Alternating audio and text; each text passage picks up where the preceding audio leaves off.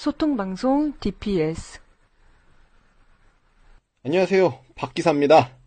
주간 해외 축구 5회 방송, 시작합니다. 만나뵌 지 한 이틀 지난 것 같아요. 이틀 지났는데, 또다시, 5회 방송으로 돌아왔습니다. 원래 그랬다시피, 먼저 댓글을 읽어드리는 순서부터 갖겠습니다. 한 며칠 되지도 않았는데, 그래도 댓글이, 상당히 많이 올라왔더라고요. 그래서, 감사의 말씀 전해드리고요. 이렇게 본인의 의견을 이렇게 표출해 주시는 분들, 정말 사회에 이로운 분들입니다. 감사합니다. 그러면 댓글 읽어드리는 시간을 갖겠습니다. 먼저 왓따따뚜개님께서는 예전에 한번, 저희 축구방, 당일 배송 축구방에 한번 오셨던 것 같은데, 이번 월드컵 흥행 대박일 것 같아요. 매 경기마다. 과연 아시아팀이 조별 통과를 할 수 있을까요? 라고 댓글을 달아주셨습니다. 이게 일본전 끝나고 달아주신 것 같은데 이번 월드컵 정말 2010년 월드컵, 2006년 월드컵보다 왠지 더 경기들이 재미있다는 느낌이 많이 들어요. 그리고 점수들도 많이 나고요. 그렇기 때문에 사람들 입소문이라고 그러죠.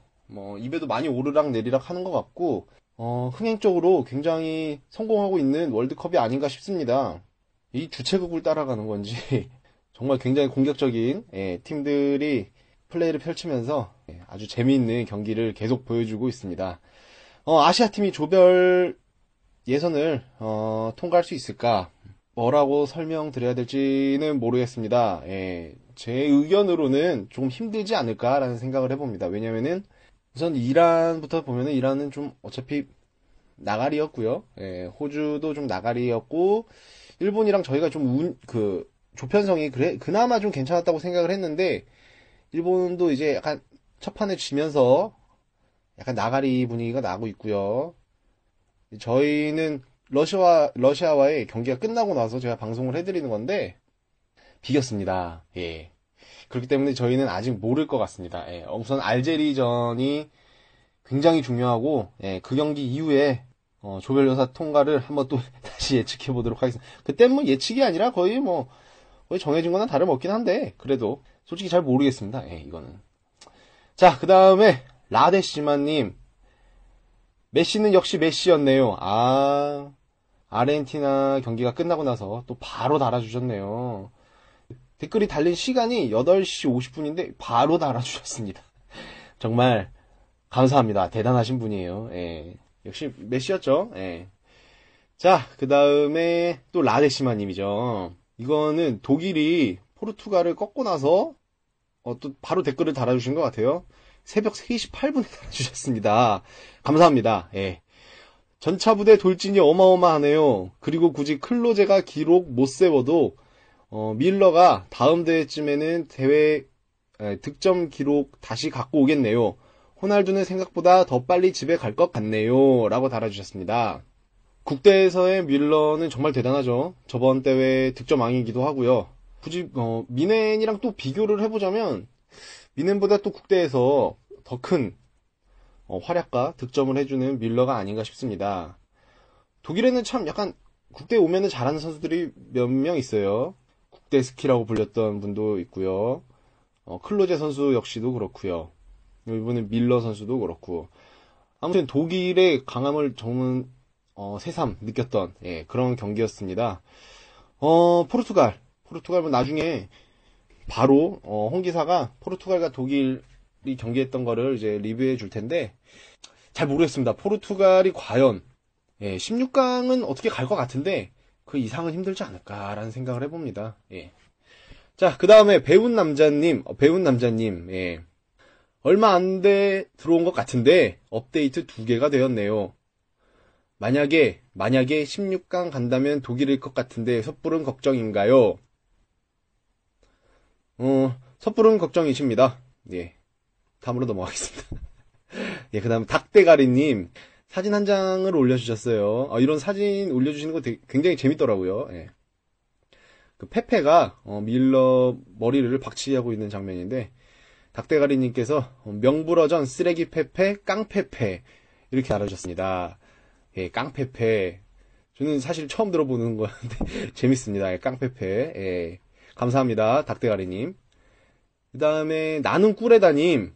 예, 오늘 대한민국의 경기가 끝나고 나서 바로 달아주셨네요. 일단 비기기는 했네요. 과연 알제리에게 이길 수 있을까요? 알제리전이 정말 중요하죠. 알제리도 벨기에와 경기를 했었는데 첫 번째 골을 뭐 PK로 넣고 나서 거의 이제 잠그다시피 계속 하다가 후반에 이제 두 골을 먹으면서 털렸는데 높이 면에서는 확실히 약점을 보여줬던 것 같아요. 그래서 저희가 김신욱 선수를 좀 많이 활용을 하면은 승산이 있지 않을까 그런 생각을 해봤습니다. 저희 방송이 5회 방송입니다.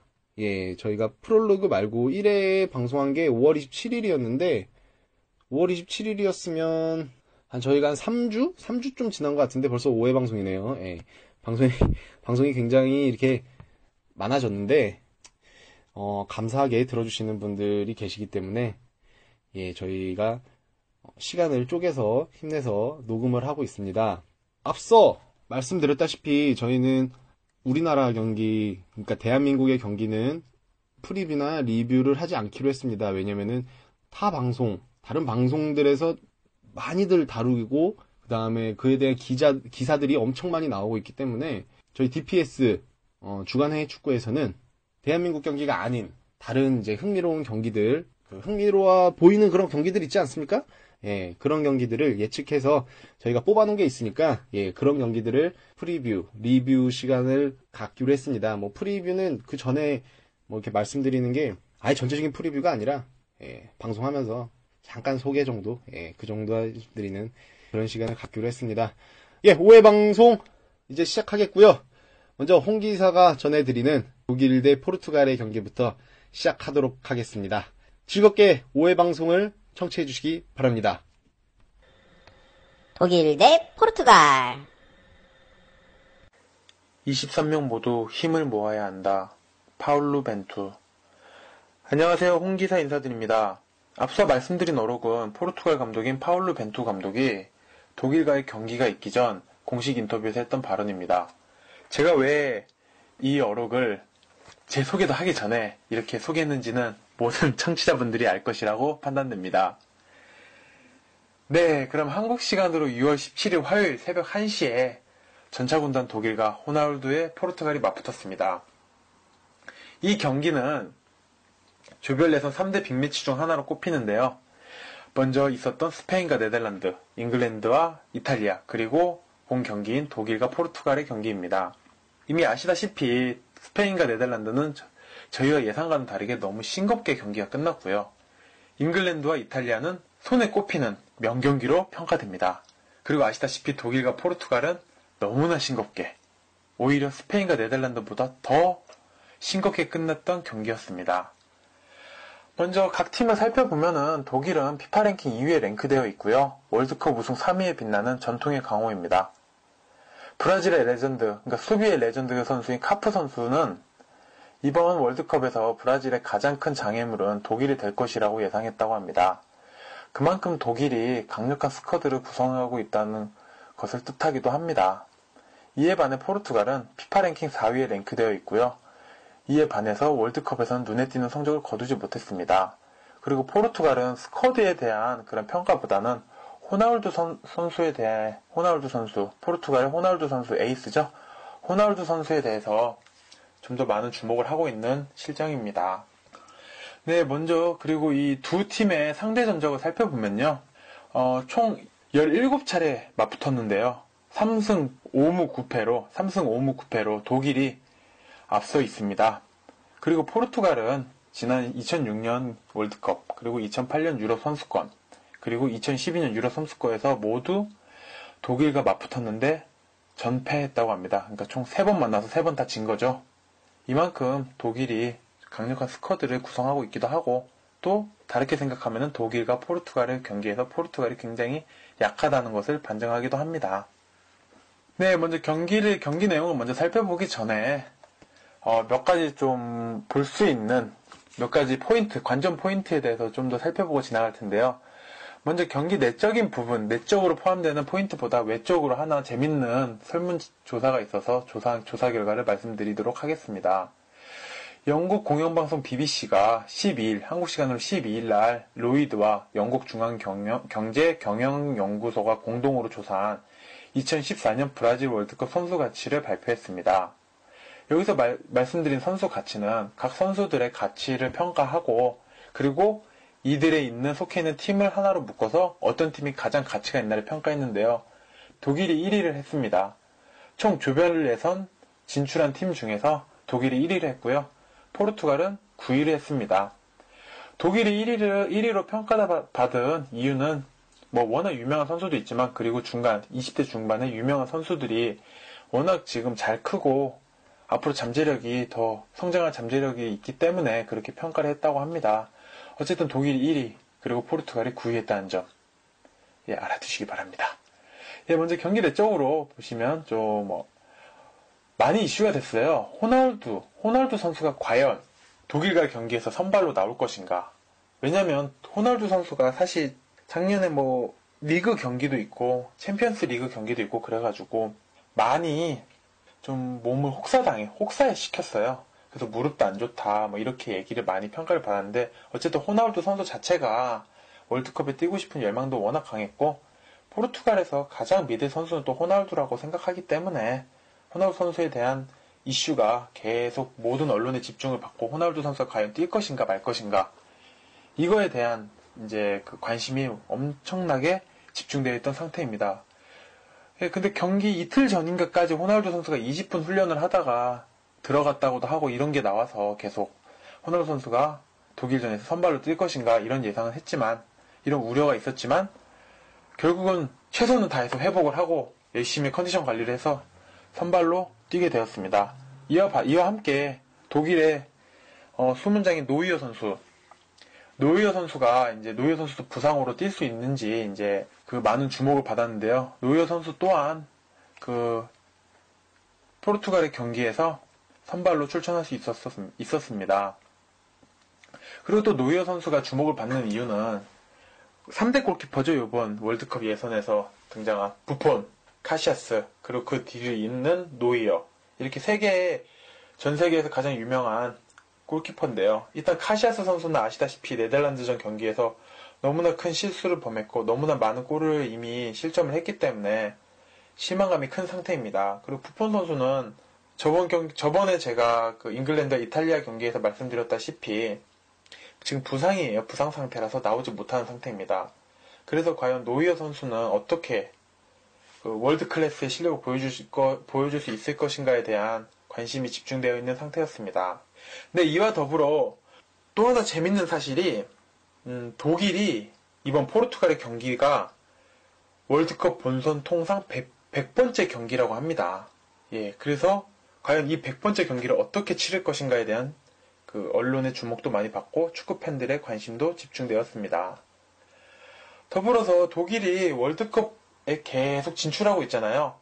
독일이 근데 본선 조별리그에서 최근 18경기에서 단 한 번의 패, 그러니까 2010년 남아공 월드컵에서 세르비아에 0대1로 패한 것을 제외하고 총 13승 4무를 기록했다고 합니다. 엄청난 기록이죠. 그만큼 독일이 강력하고 전통의 강호, 그리고 항상 우승 후보로 점쳐지는 이유 중에 하나라고 생각합니다. 제가 너무 지금 독일 집중으로 이렇게 평가를 하고 독일에 대해서 이렇게 많이 말씀을 드리는 것 같은데, 그래서 포르투갈에 대해서 어떤 걸 말씀드리면 좋을까 이렇게 고민을 하다가 진짜 솔직히 잘 모르겠더라고요. 아는 선수가 무팅뉴, 페페, 카르발류, 호나울두, 나니 이렇게는 있지만 그래도 가장 유명한 선수가 호날두고, 호날두가 얼마큼 해주냐에 따라서 포르투갈 성적이 좌우된다고 생각했기 때문에 포르투갈 호날두 선수에 대해서 간단히만 소개되면 다 아시지만 2012년에서 2013년 프리메라 리그 31골을 넣으면서 강력한 라이벌인 메시를 제치고 득점왕을 차지했습니다.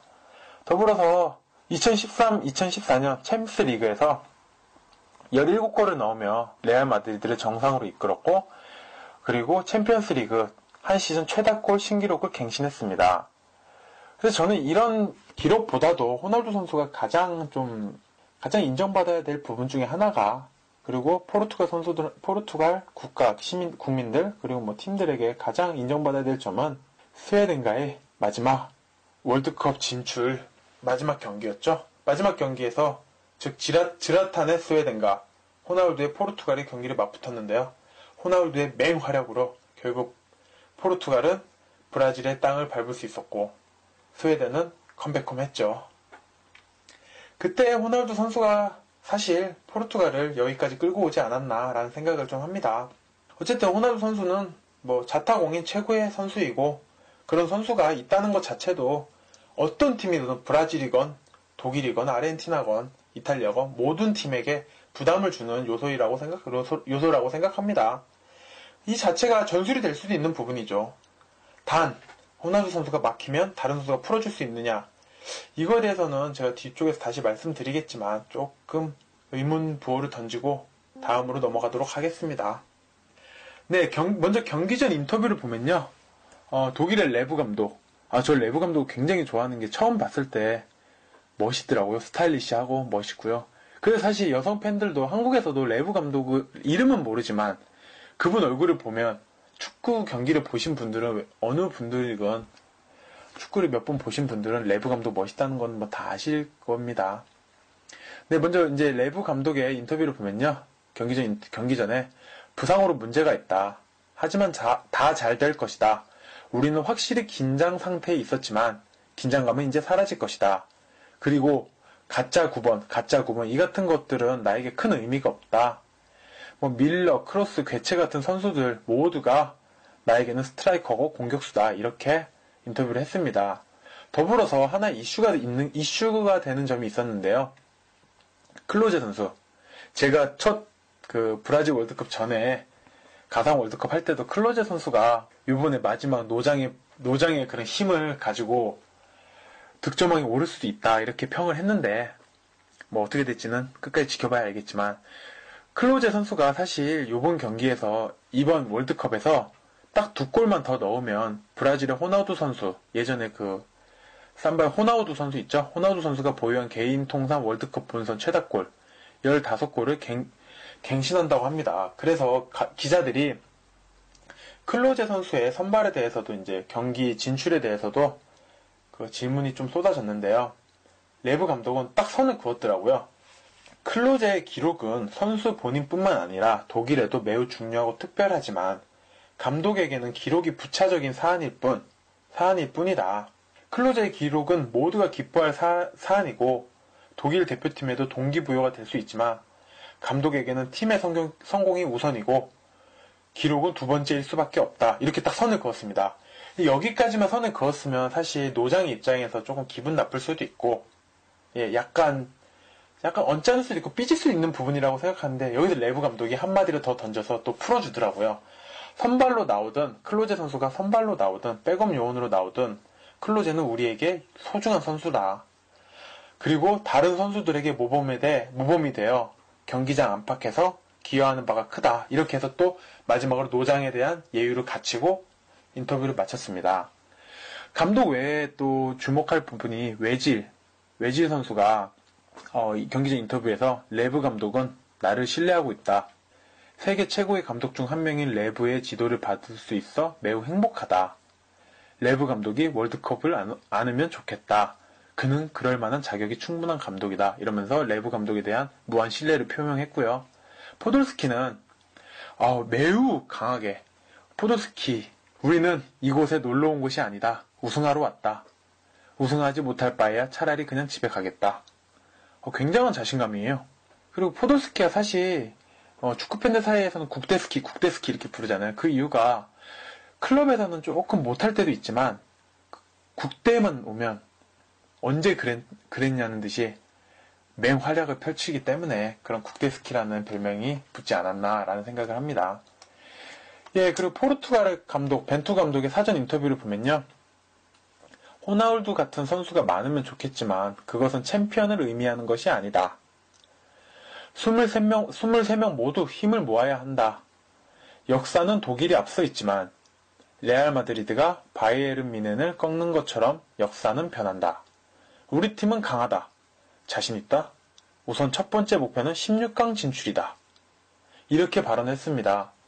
독일이 강하다는 걸 인정을 다 해주면서도 우리는 우리 자체도 잘할 수 있다 이렇게 표현했다고 생각하면 이렇게 좀 요약해 볼 수 있을 것 같고요. 플러스로 호나우두 선수에 대해서도 에이스에 대해서도 칭송을 해주면서 에이스가 중요하지만 조직력 또한 중요하다 이런 말을 좀 표명한 것 같은데 그냥 평이한 인터뷰였던 것 같습니다. 그리고 함께 호날두 선수가 이제 인터뷰를 함께 했는데요. 호날두 선수는 준비가 됐고 현재 기분도 좋다. 개인적으로 증명해야 할 것은 없다고 본다. 내가 곧 팀은 아니다. 이러면서 본인 자체가 열심히 하겠지만 동료들에 대한 믿음도 함께 드러낸 걸로 생각하면 될 것 같습니다. 그러나 이 동료들이 결국 호나우두를 져버렸죠.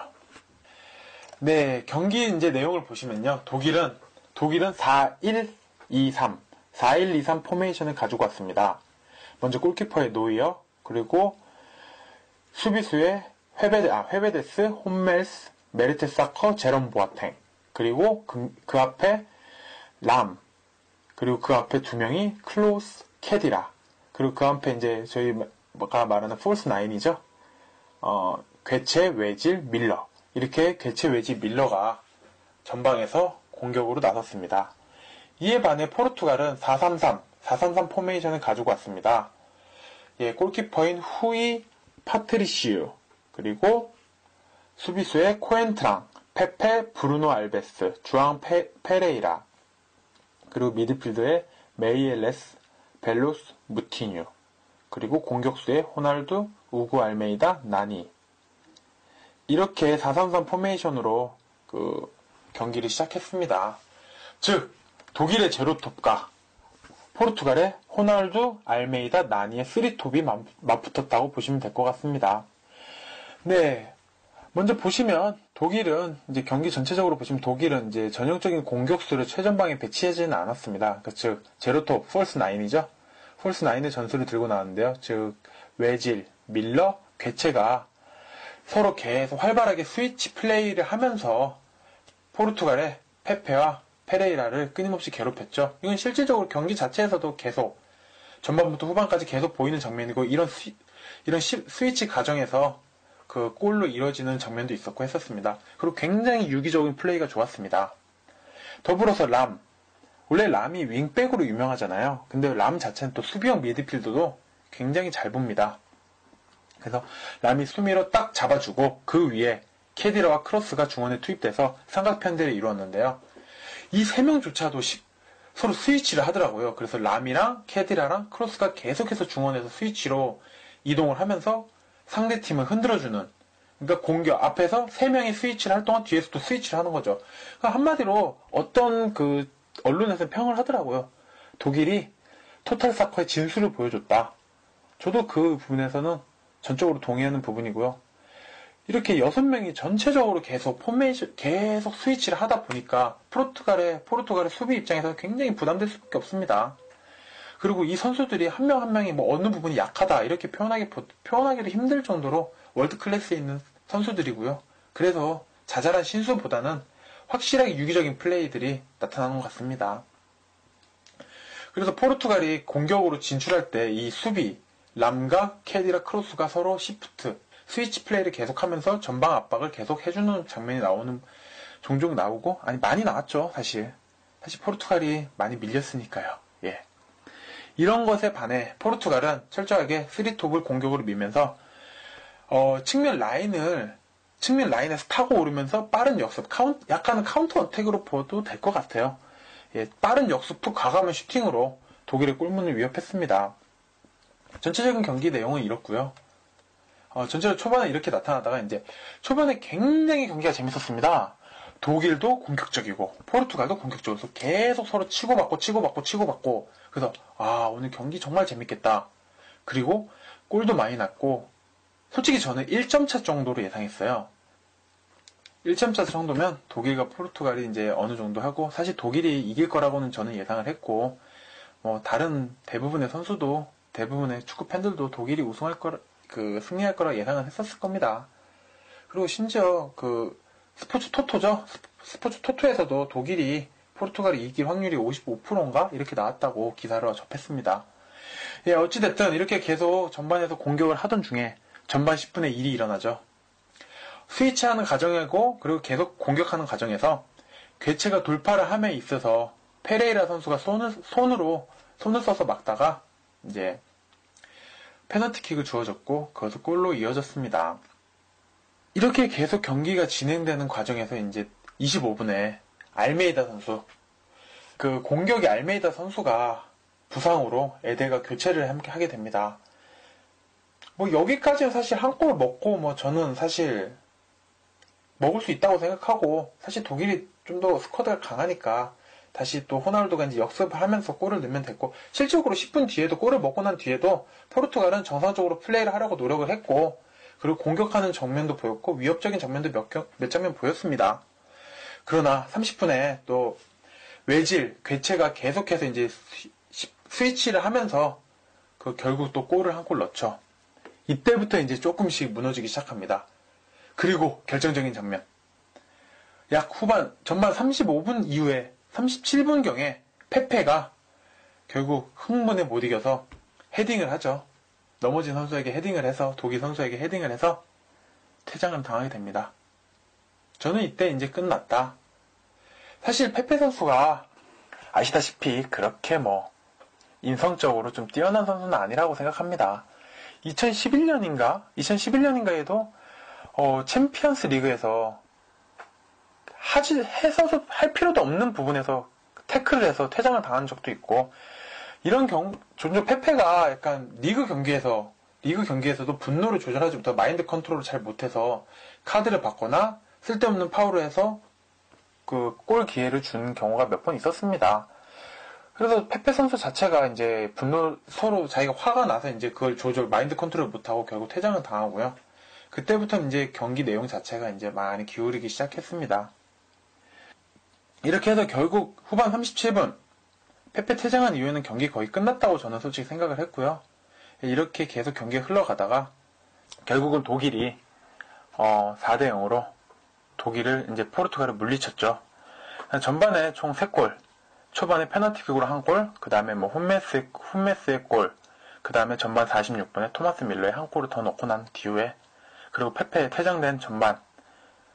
사실 전반 이후에 이제 경기가 좀 재미없을 것 같아 예상했고, 실질적으로 조금 포르투갈이 많이 후반에는 많이 밀어붙이는 독일이 밀어붙이는 경향이 있었습니다.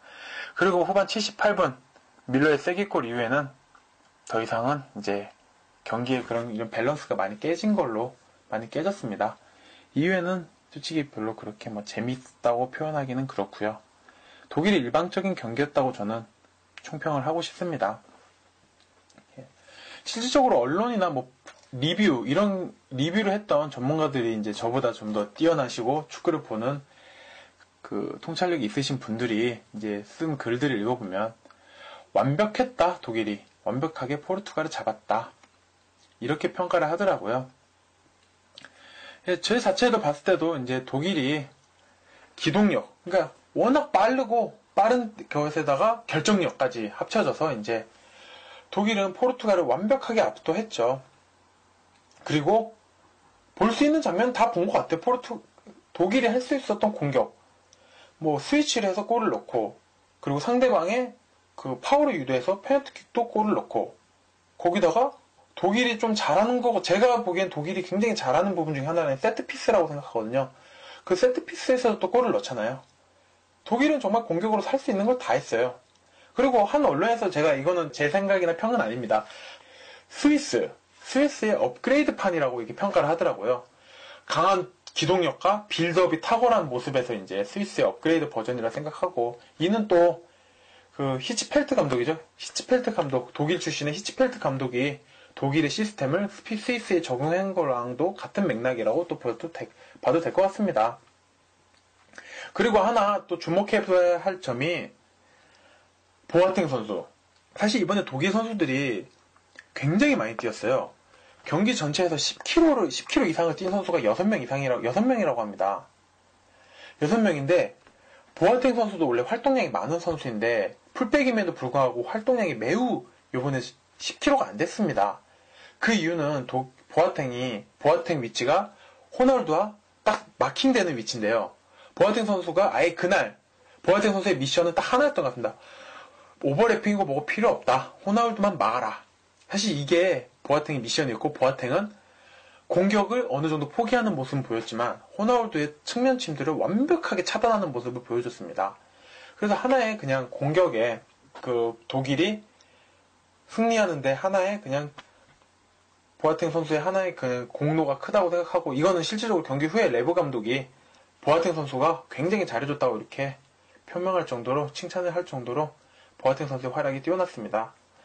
그리고 이제 뭐 중원에서 토니 크로스랑 크로스 선수와 람 선수 또한 굉장히 잘해줬는데요. 람 선수는 수비형 미드필더임에도 불구하고 팀 내에서 최다 패스인 80회를 기록했습니다. 그래서 후방에서 그 80회를 후방에서 패스를 쭉쭉 뿌려주면서 공격이 계속 지원을 해주면서 경기를 조율하는 주장다운 모습을 보여주고, 윙백 출신에도 불구하고 정말 수비형 미드필더 잘 보는 만능 멀티플레이어의 모습을 완벽하게 보여준 경기였습니다. 또 토니 크로스 또한 패스 성공률이 88%더라고요. 예. 그리고 팀 내에서 최다 활동거리를 기록한 선수도 토니 크로스고요. 이렇게 독일이 완벽한 경기를 했을 이유는 모든 선수들이 잘했지만 또 중원에서 토니 크로스 선수와 람 선수가 굉장히 중앙에서 허리를 잘 잡아줬고, 그리고 포르투갈의 에이스인 호날두 선수를 제롬 보아탱 선수가 잘 마킹을 잘 해주었기 때문에 완벽한 승리를 거두지 않았나 생각을 합니다. 제가 자꾸 독일에 대해서만 이렇게 말씀을 드리는데요. 사실 포르투갈에 대해서 할 말이 없어요. 왜냐면 너무 사실 독일이 전술상 선수 한 명 한 명 각 개인 모두 압도하는 모습을 보였거든요. 그나마 칭찬했을 수 있는 점이 호날두 선수가 끝까지 포기하지 않았다는 점, 끝까지 빈 공간을 찾기 위해서 노력하고, 프리킥이 나면 한 개 골 한 골이라도 더 넣기 위해서, 한 골이라도 넣고 따라가기 위해서 끝까지 노력했던 점은 저는 굉장히 높게 평가하고 싶습니다. 그러나 그래도 경기 전체 한 명이 11명을 이길 순 없죠. 아무리 뛰어난 전 세계에서 가장 잘하는 한 명의 선수라도 11명의 선수는 이길 수가 없습니다. 그런 축구는 11명이 한다. 조직력이 가장 필요하다. 이런 말들이 많이 있잖아요. 축구 이렇게 뭐 공부하시거나 이제 축구에 대해서 뭐 감독들이 말씀해 조직력이 우선이다. 한 명의 팀보다는 함께 아우러서 팀 하나에 녹아드는 게 중요하다. 이런 모습을 가장 명확하게 보여준 경기가 오늘의 경기가 아닐까라는, 독일과 포르투갈의 경기가 아닐까라는 생각을 합니다. 이렇게 해서요. 경기의 맨 오브 더 매치는 당연히 해트트릭을 한 토마스 밀러 선수고요. 토마스 밀러 선수가 이번 브라질 월드컵에서 첫 해트트릭을 기록했습니다. 그리고 뭐 경고는 주앙 페레이라 선수가 받았고요. 퇴장은 페페 선수입니다. 이에 반해서 독일은 옐로우 카드조차 한 장도 안 받고 경기를 마쳤습니다. 정말 이런 자체도 포르투갈이 독일에게 완패할 수밖에 없었다, 이렇게 판단됩니다. 이제 경기 후에 인터뷰를 보겠습니다. 먼저 승장 레브 감독의 인터뷰입니다. 멋진 경기였다. 1차전은 반드시 잡아야 하는 경기였다. 우리 미드필더들이 잘해줬다. 크리스티아노 호날두와 나니 등을 잘 봉쇄한 것이 주요했다. 제롬 보아탱이 호날두를 잘 막았다. 밀러가 문전에서 좋은 모습을 보였다. 포르투갈의 좁은 공간을 잘 침투했다. 이런 인터뷰를 했고요. 이에 반해서 패장 포르투갈 벤투 감독은 그 경기 전의 인터뷰보다 경기 인터뷰가 좀 괜찮았어요. 우리는 아직 2경기 남아있다. 물론 만족하지는 않는다. 우리는 첫 경기를 이렇게 치르면서 어려운 상황을 맞이했다. 이제 앞으로 남은 경기만 생각하겠다. 코엔트란과 알메이다가 근육 부상을 당했다. 다음 경기를 이기기 위해서는 두 선수의 빠른 회복이 필요하다. 호나우두는 이날 풀타임을 소화했다. 경기력적인 측면에서는 나쁜 모습을 보이지 않았다. 그리고 뭐 페페 선수나 이런 페페 선수의 퇴장에 대해서도 그 발언을 했는데요. 심판의 잘못이라고만 말하지 않겠다. 우리 역시 실수를 범했다. 전반에 우리는 효율적인 모습을 보여주지 못했다. 우리가 실수했던 것들을 다시 생각해 오는 미국전에는 최선을 다하겠다. 저는 벤투 감독 자체의 그런 인터뷰는 굉장히 좋다고 봐요. 네, 그 이유는 그냥 졌다고 그만두겠다. 뭐 당연히 감독이 그런 말을 하면 안 되지만 그 에이스 자체에서 이제 에이스 자체도 좀 이름을 언급해주고 그리고 사실 제가 봐도 100% 잘못이거든요. 페페. 그러니까 뭐 두둔하지 않고 잘못했다. 인정할 건 쿨하게 인정하고 다음 경기 잘해보자 이렇게 얘기하는데 뭐 저는 패장으로서는 그냥 이 정도 말하는 것 자체가 잘했다고 생각합니다. 플러스로 이제 호날두 선수한테 인터뷰를 요청했는데 호날두 선수 거부를 했다 그러더라고요.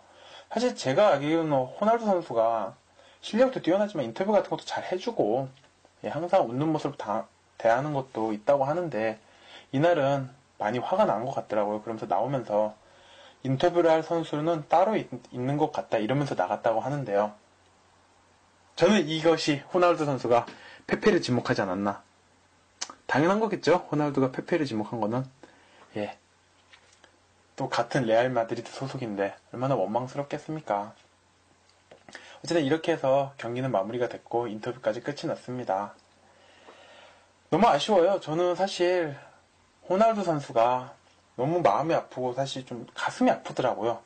그 이유가 정말 열심히 뛰었어요.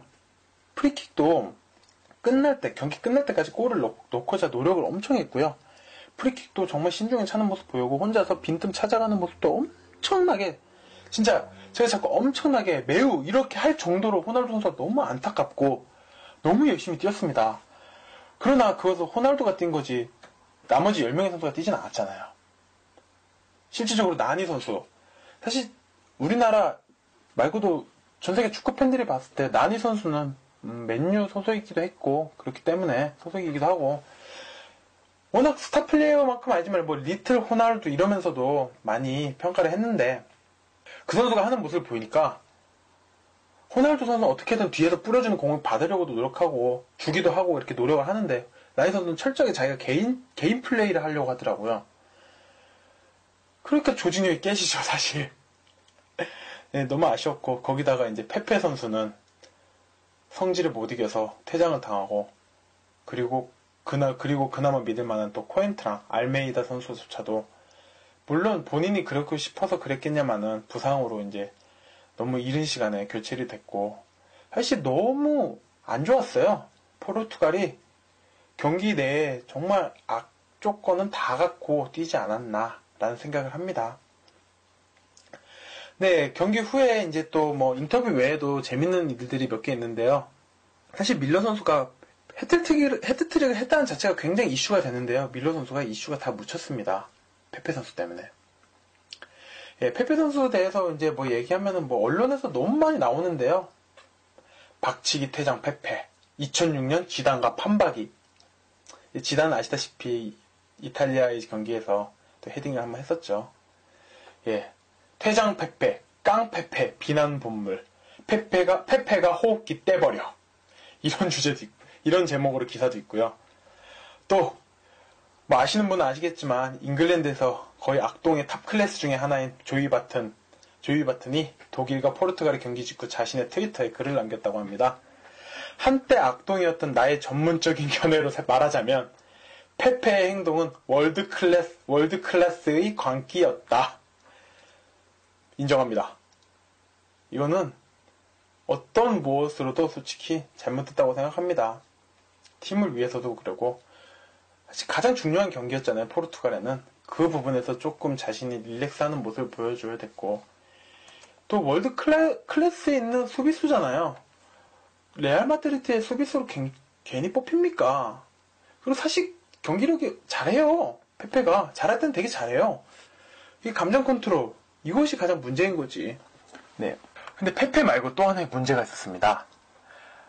미드필더 메이렐레스 선수, 하울 메이렐레스 선수가 또 구선수에 올랐는데요. 그 이유는 페페의 퇴장 이후에 이제 경기를 정리하는 과정에서 심판에게 중간 손가락을 이렇게 들고 있는 모습이 또 사진이 찍혔어요.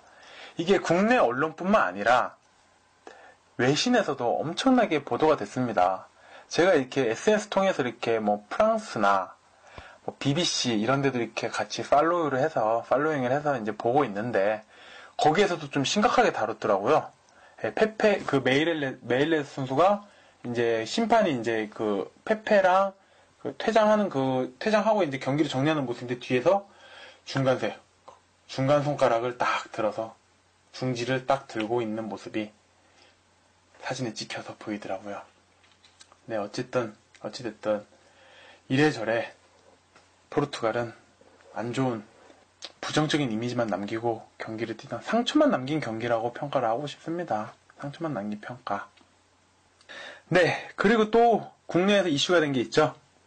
SBS 정우영 캐스터의 샤우팅. 골을 약 20초에 30초 동안 골! 하고 이렇게 외쳤죠. 그러면서 삼바의 기운으로 외쳤다. 이렇게 말을 했고, 남미에 있는 축구 경기를 보면은, 해설을 보면 이렇게 하더라. 그래서 나도 삼바에서 월드컵 브라질에서 열기 때문에 해봤다. 근데 실질적으로 제가 예전에 말씀드렸다시피 유럽에 조금 생활을 할 때, 좀 축구 경기를 그때는 이제 낮이고 쉽게 볼 수 있잖아요. 근데 스페인 쪽이나 이런 경기들을 보면요. 골을 좀 잔잔해요. 제가 아니면 언어가 좀 부족해서 정확히 못 들어서 그랬을 수 있지만, 좀 전체적으로 좀 분위기가 잠잠한 편인데, 골을 넣었을 때는 정말 길게 뭐 이런 식으로 많이 하더라고요. 이런 걸 조금 약간 벤치마킹해서 하지 않았나 했는데, 뭐 어떤 호불호가 확실히 갈렸지만, 어떤 분들은 새벽에 듣기 불쾌했다 이렇게 했지만, 저는 이런 자체도 약간은 새로운 시도고 재미있었고 색달랐다고 해야 되나? 예, 이런 느낌이었습니다. 그렇다고 뭐 골을 넣는 장면, 그렇다고 정우영 캐스터가 본인의 본분을 잊고 그거에만 집중했다면 비판받아야 될 마땅한 일이지만, 캐스터 자체가 그리고 그날 처음으로 차두리 선수랑 같이 이제 해설했는데, 저는 굉장히 잘 봤다고 생각합니다. 굉장히 잘 경기를 해설해주고 진행해줬다고 판단을 했기 때문에, 저는 호불호 중에서는 호 쪽에 조금 가깝습니다. 예, 그리고 하나 더. 안정환 선수의 어록이었죠? 뭐, 쫑이다, 쫑났다, 쫑이다. 이런 식으로 해서 어록이 났는데, 이 자체도 되게 국내에서 이슈가 됐고 재밌었다라고 합니다. 예, 이렇게 조별 예선 3대 빅매치 중 마지막 경기인 독일과 포르투갈의 경기가 끝났습니다. 제 개인적인 입장을 이제 말씀을 드리면, 저 또한 맨 오브 더 매치는 이제 밀러 선수죠, 밀러 선수. 그 이유는 다 모든 분들께서 인정하시겠지만, 월드컵 최초 해트트릭을 했고요. 2014 브라질 월드컵. 또 경기 자체를 워낙 잘했어요.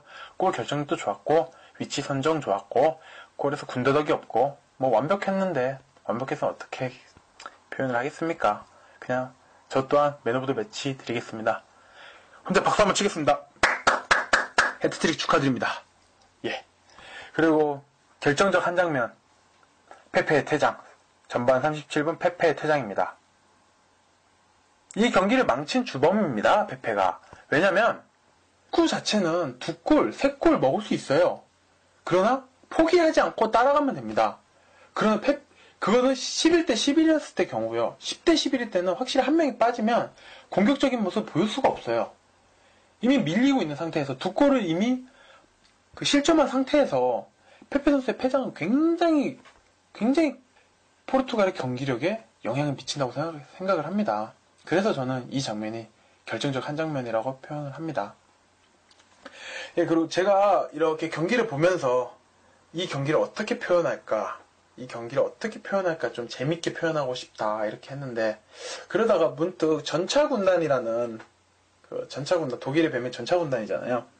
여기서 조금 고민을 했는데, 아시다시피 모르겠지만 옛날 클래식 영화 중에 배너 있잖아요. 배너.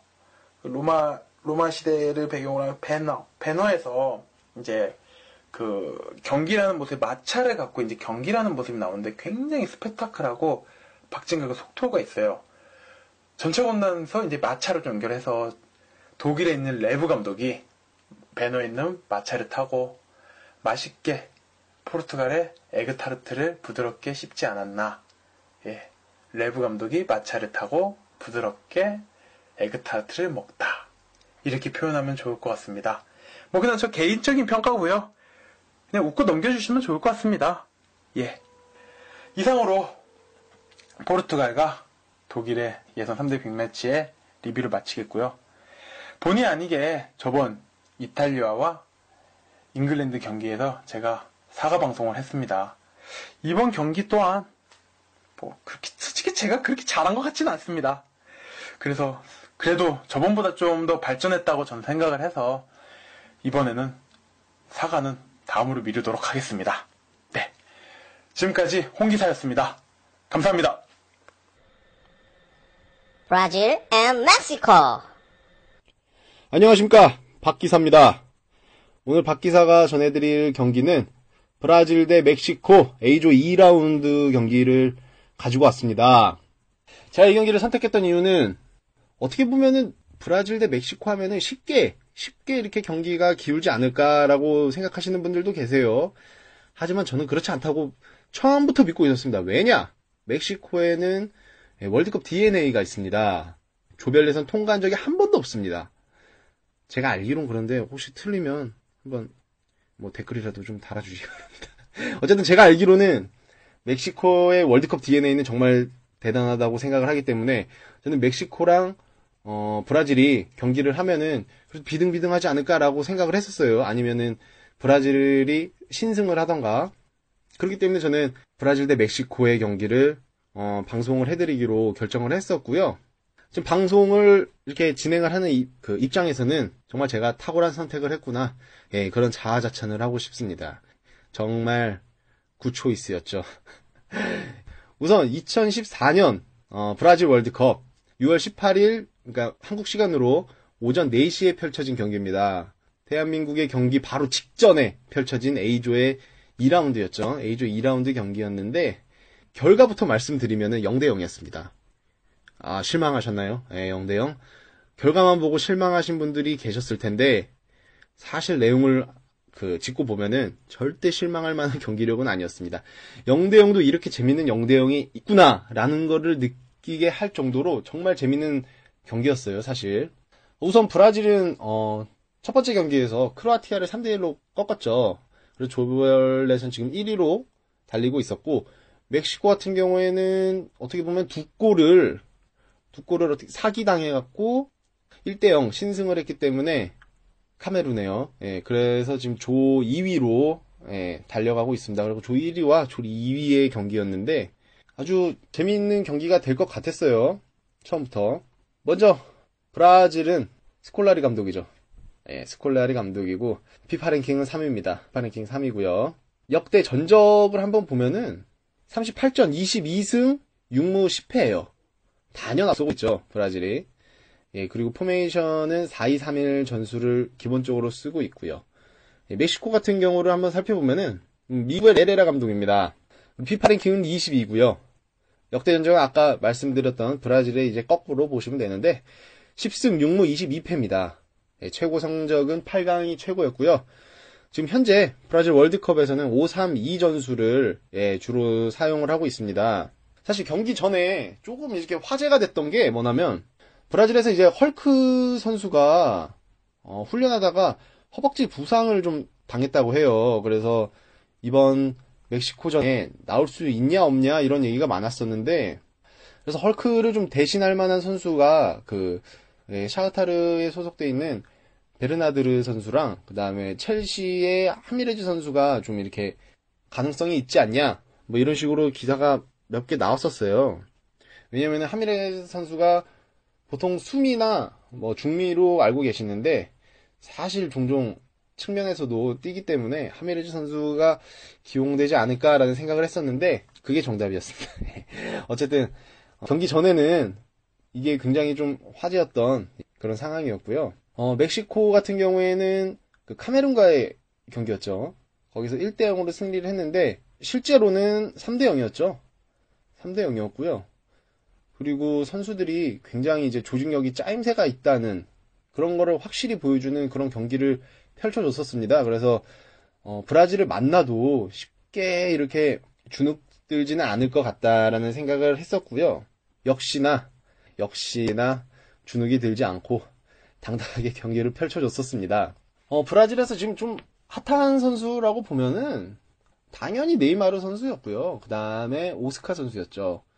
예, 1라운드에서 엄청난 활약을 펼쳐줬던 그 오스카 선수와 그 다음에 두 골을 넣어줬던 네이마르 선수가 가장 화제가 될 만한 선수였는데 이번 경기에서도 어떻게 경기를 풀어가고 어떻게 골을 넣을지 굉장히 궁금해하는 사람들이 많았을 거예요. 그렇기 때문에 뭐 경기 전에도 확실히 저 두 선수가 가장 많은 주목을 받지 않았었나 라는 생각을 해봅니다.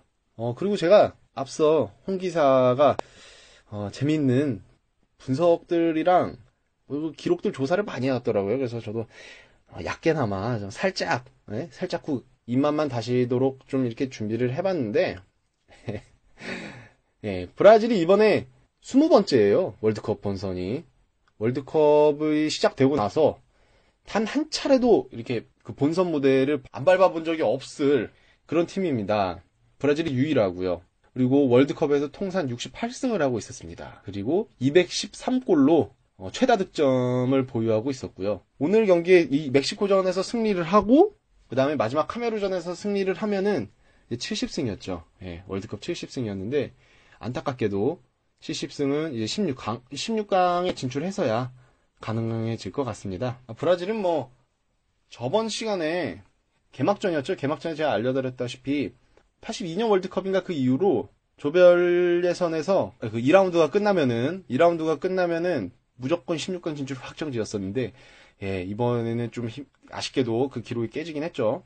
브라질과 멕시코 2000년 들어와서 지금 14년입니다. 14년 동안의 기록인 것 같아요.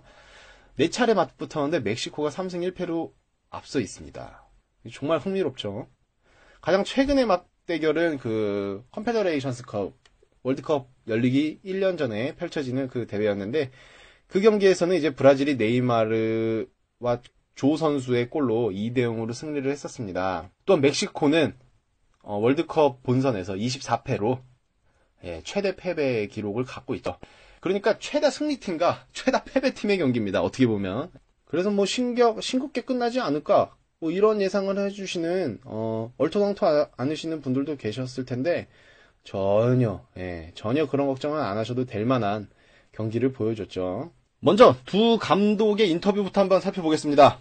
예, 경기 시작하기 전에 항상 갖는 시간이죠.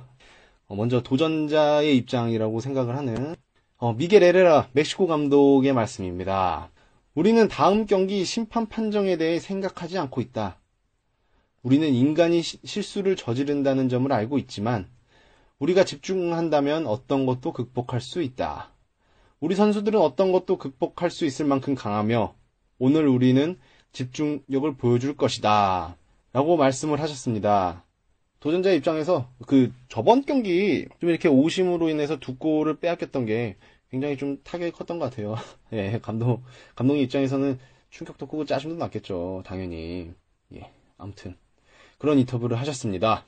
자, 이에 대해서 스콜라리 감독은 무엇보다 중요한 것은 선제골을 허용하지 않는 것이다. 이거는 사실 지난 경기에서 크로아티아한테 선제골을 당하고 나서 좀 식겁을 했기 때문에 이런 말씀을 하시지 않았냐 싶습니다. 축구에서는 주도권을 상대에게 내어주지 않는 것이 중요하다. 선제골을 허용한다면 주도권 역시 상대에게 내어주게 되는 법이다. 브라질이 언제나 주도적으로 경기를 풀어나가기를 바란다. 라고 말씀을 하셨습니다.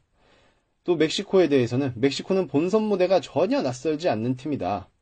이런 역사와 전통은 멕시코 선수들에게 큰 자신감으로 작용한다. 라고 말씀을 하시면서 브라질이 멕시코를 절대 만만하게 봐서는 안 된다. 이런 뉘앙스의 인터뷰를 해주셨고요. 경기 이제 선발 나온 선수들을 한번 살펴보죠. 브라질 같은 경우에는 크로아티아전에서도 나왔듯이 똑같이 4-2-3-1 전술로 나왔습니다. 선수들도 다 똑같아요. 네, 다 똑같은데 한 명만 딱 바뀌었죠. 우선 골키퍼에는 세자르 선수 나왔고요. 그 다음에 포백을 이루고 있는 알베즈 마르셀로, 그 다음에 다비드 루이즈, 그 다음에 티아고 실바 선수가 포백 진영을 이렇게 짜고 나왔습니다. 그리고 미드필더, 이제 중앙, 이제 4-2 자리죠. 예, 수비형 자리에는 파우리뉴 선수랑, 그 다음 구스타보 선수가 나왔고요. 이제 3자리, 약간 공격적인 3자리에는 오스카 선수 가운데 있고요. 그 다음에 왼쪽에 네이마르, 그리고 헐크 대신에 이제 하미레즈 선수가 선발 명단에 포함이 돼서 나왔습니다. 탑에는 프레드 선수가 나왔고요. 예, 오늘 경기에서 사실 말씀드리고 싶은 선수 한 3명만 뽑자면 브라질에서요. 먼저 네이마르 선수를 뽑고 싶습니다. 네이마르 선수가 공격 기회가 몇 번 있었는데 좀 놓친 게 몇 개 있었죠. 놓쳤다기보다 상대 골키퍼 오초아 선수가 너무 선방을 했기 때문에 그랬던 것 같습니다. 그리고 한 명은 하미레즈 선수. 하미레즈 선수가 약간 미비한 그런 모습을 보여줬기 때문에 공격에서 약간 흐름을 끊지 않았나, 예, 그런 생각을 해봤습니다. 그리고 오스카 선수였죠. 오스카 선수가 그 저번 경기죠. 크로아티아전만한 폼만 보여줬어도 어떻게 멕시코를 무너뜨릴 수 있지 않을까라고 생각을 했었는데, 예, 그러지 못했던 게 0대0 무승부를 이루는 그런 결과를 낳지 않았나 생각을 합니다. 왜냐면은 브라질 공격에서 가장 중요한 거는 사실 네이마르도 아니고 오스카 선수거든요. 예, 오스카 선수가 조율을 하는 역할이기 때문에 효과적으로 공격을 풀어나갔죠. 풀어나갔는데 선방에 막히긴 했지만 그래도 득점을 못한 거에 대해서는 약간 오스카 선수가 그 크로아티아전에 비해서는 약간 폼이 그만한 폼은 아니지 않았나라는 생각을 해봅니다. 예. 그리고 이제 멕시코 베스트 11을 한번 살펴보겠습니다. 골키퍼에는 오초아 선수, 아작시오에 소속된 선수입니다. 예. 그 다음에 그 5백이죠. 5백에는 이제 로드리게스, 그 다음에 아길라르, 모레노, 마르케즈, 라이언 선수 나왔고요. 그 다음 미드필더에는 에레라, 바스케즈, 과르다도 선수가 나왔습니다. 그리고 탑에는 이제 투톱이었는데 도스산토스 선수랑 페랄타 선수가 나왔습니다. 사실 여기서 위협적이라고 생각하는 선수는 확실히 도스산토스 선수였죠. 원래 저번 경기에 두 골을 뺏긴 것도 도스산토스 선수였고요. 예, 그렇기 때문에 도스산토스 선수가 좀 어떻게 경기를 하냐, 이게 굉장히 좀 주목될 만한 점이었는데, 그 치차르토가 들어오기 전에요. 치차르토가 들어오기 전에 어떤 활약을 해주냐가 중요했는데, 우선은 뭐 괜찮았던 경기였던 것 같아요. 지오바니 도스 산토스 선수의 활약상은 그럴 만한 그 평타 정도 수준이었다고 생각하고요. 그리고 과르다도 선수의 어떻게 보면 킥이 저는 굉장히 좋았다고 생각을 하거든요. 과르다도 선수가 공격 물꼬를 이렇게 한 번씩 터트려주는, 예, 그런 플레이를 보여주는데 상당히 수준 있는 플레이를 보여줬다고 생각을 합니다. 컨디션도 굉장히 좀 괜찮아 보였고요. 그리고 이 경기 끝나고 가장 화제됐던 선수죠. 예, 골키퍼의 오초아 선수입니다. 올리버 칸 선수가 아주 또 극찬을 했어요. 경기 끝나고 나서. 예, 최고의 골키퍼다, 뭐 이런 식으로 해갖고 극찬을 했는데, 정말 이 경기에서 오초아 선수의 활약은 정말 대단했습니다. 진짜 순발력이 정말 뛰어나더라고요.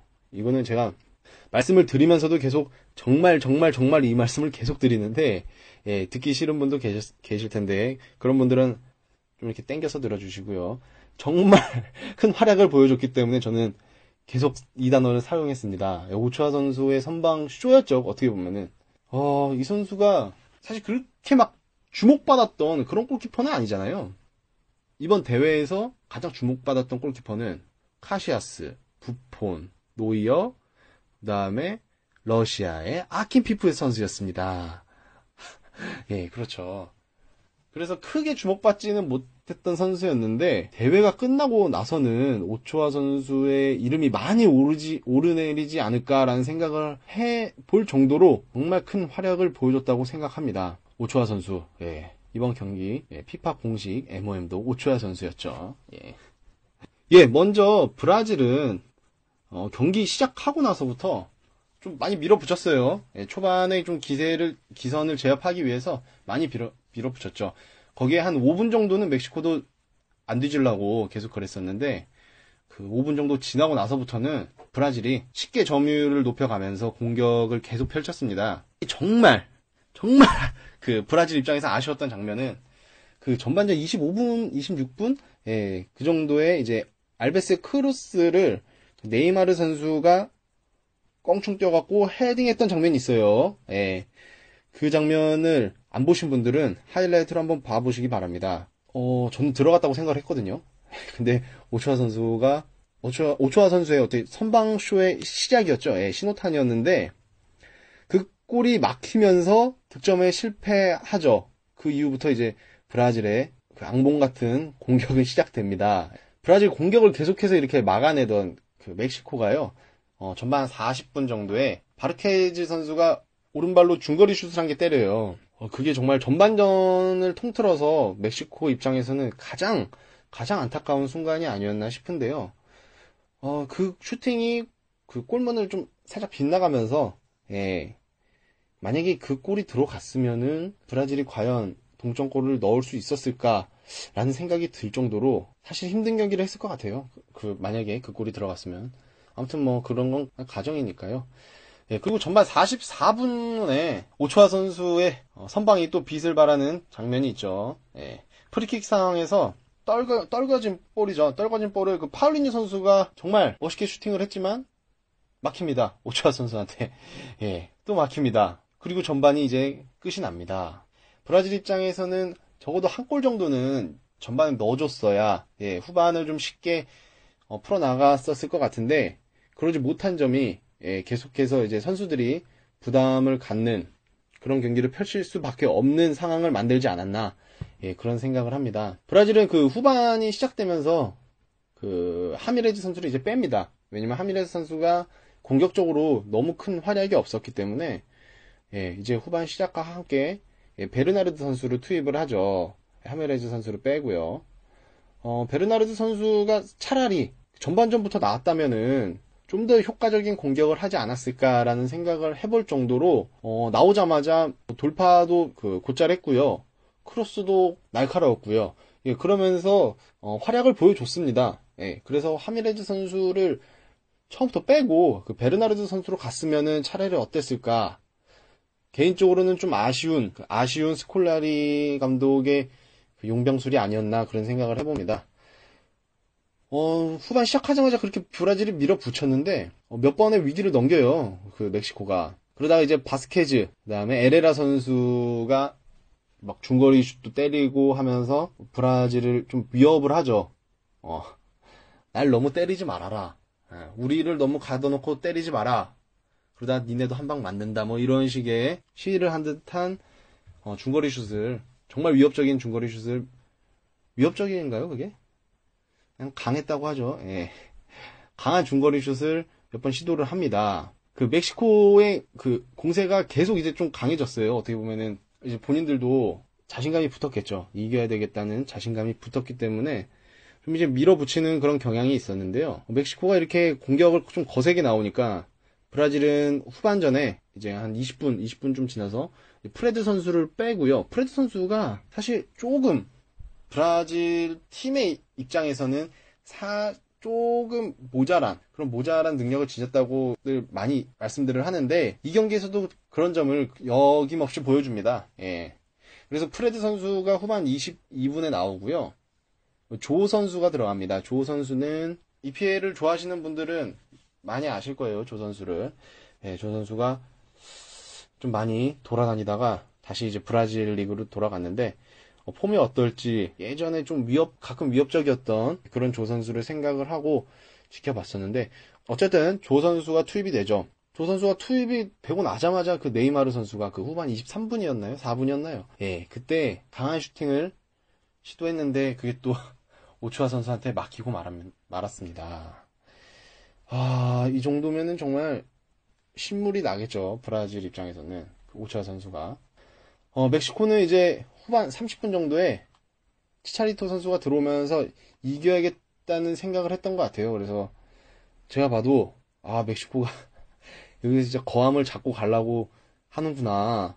그냥 비기고 끝내려고 안 하는구나 라는 생각을 했습니다. 아무튼 그러다가 두 팀이 계속 어떻게 보면 치고받았다고 볼 수 있죠. 0대0이 이렇게 흥미로운 0대0이 있을까라고 생각을 할 정도로 경기가 굉장히 재밌게 흘러갔어요. 예, 시간 가는 줄 모르고 경기가 재밌게 흘러갔는데 그런 경기 중에 브라질이 후반 40분 정도에 헤딩슛이 있었어요. 진짜 그것도 결정적인 슛이었는데 그것마저 오초아 선수한테 막히면서 득점에 실패를 하고 맙니다. 두 팀이 비기려고 한 건 절대 아니었죠. 두 팀이 비기려고 한 건 절대 아니었고 두 팀 다 이기기 위해서, 정말 이기기 위해서 그렇게 노력을 했었는데 결국 아무도 골을 넣지 못하는 그런 상황을 보여줬습니다. 경기가 끝나고요. 경기 기록을 한번 살펴보시면은 점유율면에서는 비등비등했어요. 브라질이 53%였고요.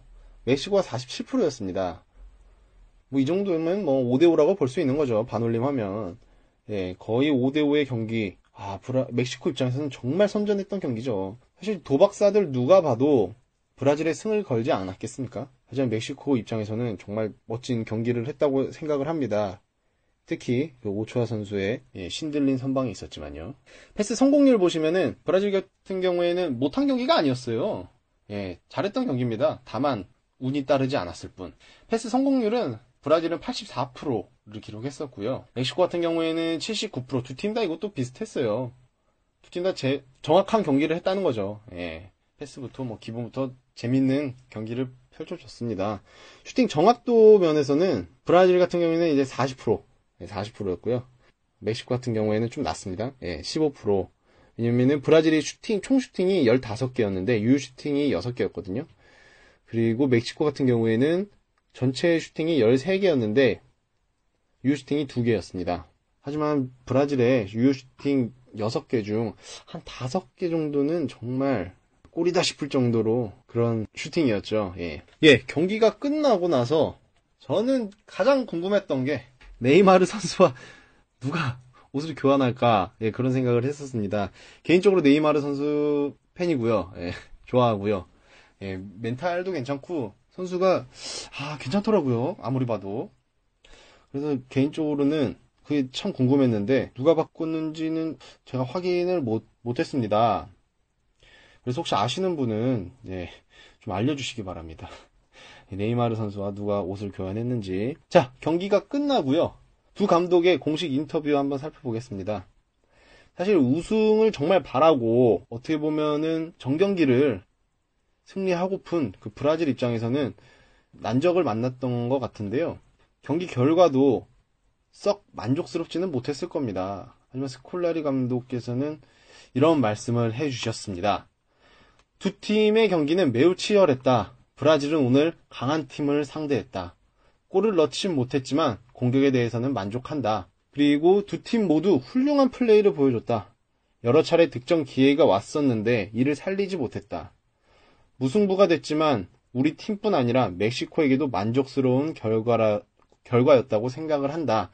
라고 말씀을 해주셨습니다.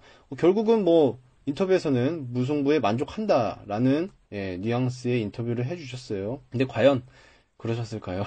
속은 좀 타들어가지 않았을까요? 이제 멕시코의 에레라 감독은 오초아는 기대를 저버리지 않았다. 브라질은 기회를 잡고도 이를 골로 연결시키지 못했다. 우리도 아까운 중거리 슛을 몇 차례 놓쳤다.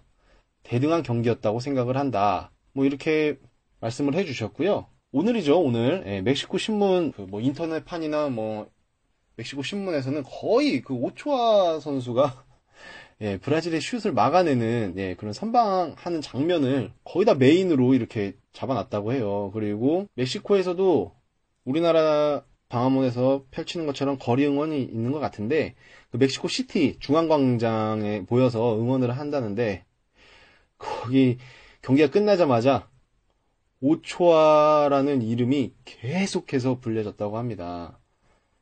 멕시코의 영웅 탄생을 알리는 그런 순간입니다. 여기 또 오초아 선수도 여기에 대해 또 인터뷰를 했죠. 브라질을 상대로 승점을 챙겼다는 사실이 정말 기쁘다. 브라질 관중들의 응원은 대단했다. 상대가 홈팀이라 예상은 했지만 이 정도로 대단할 줄은 몰랐다. 쉬운 경기가 아닐 거라고 생각을 했는데 역시나 힘이 많이 들었다. 그러나 동료들 모두 그라운드에서 최선을 다했고 좋은 결과를 얻었다.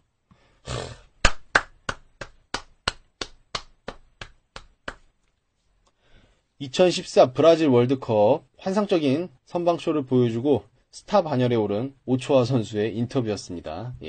사실 이번 경기로 최고의 스타 반열에 올랐다고 하기는 좀 이르지만 입에 계속 오르내리는 그런 오초아 선수가 다음 시즌 소속팀 찾기가 급하다고 해요. 왜냐면은 지금 그 아작시오 소속인데 프랑스에 그 아작시오가 지금 꼴등을 하면서, 최하위를 하면서 강등을 당했습니다.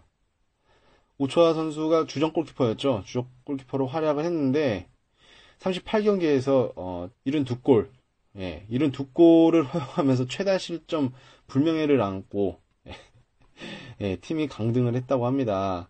올해 28살이래요. 28살인 오초아 선수가 아작시오에서 뛴 지 한 3년 정도 됐었고요. 올 시즌 이제 개막 이전에, 올 시즌이라고 하면은 저번이죠. 2014 그때일 거예요. 그때 뭐 리버풀이랑 AC 밀란의 영입 제의도 있었다고 해요. 뭐 결국은 그 아작시오에 남는 그런 의리를 보여줬지만 다음 시즌이죠. 이제 2014 시즌에는 새로운 팀을 찾아야 될 그럴 순간이 바로 올 것 같습니다. 뭐 어디서든 데려가겠죠. 좋은 팀에서 데려갈 것 같은 느낌이 들고요. 오초아 선수의 선방쇼가 끝나고 난 뒤에 정말 극찬들을 제가 아까 말씀을 드렸었는데, 뭐 올리버 칸 선수도 이번 대회 최고의 골키퍼다라고 얘기를 해줬었고, ESPN에서는 그 독일 문어가 예전에 남아공 월드컵 때였나? 그 독일 문어 그 파울 있지 않습니까? 파울, 그 쪽집게, 그 파울의 뇌를 멕시코에 잘 알려지지 않는 골키퍼한테 인식을 했고 그게 성공했다. 뭐 이런 식의 재미난 기사를 보여줍니다. 그 오초아 선수가 그 부드럽고 순발력 있고 빠른 모습을 보여준 게 그 문어 특유의 모습이랑 비슷하다라고 해서 문어의 뇌를, 그 파울의 뇌를 알려지지 않은 멕시코 선수한테 뭐 인식했다, 뭐 이런 기사도 나오고요. 그리고 우리나라 포털 사이트 녹색 검색창 있죠. 네이버에서도 오늘 하루 종일 오초아의 이름이 계속 남아 있었어요. 우리나라 경기가 펼쳐졌음에도 불구하고 오초아라는 이름이 검색어 10위에서 계속 왔다 갔다 거리는 걸 보니까 정말 대단한 활약을 보여줬구나라는 생각을 절실히 했습니다. 그러면 오늘 경기의 한 장면부터 살펴보겠습니다.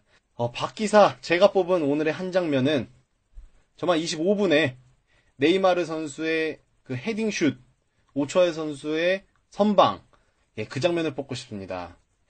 그 장면부터 시작해서 오초아 선수의 선방이 시작된 거였고 브라질의 불운은 시작된 거였죠.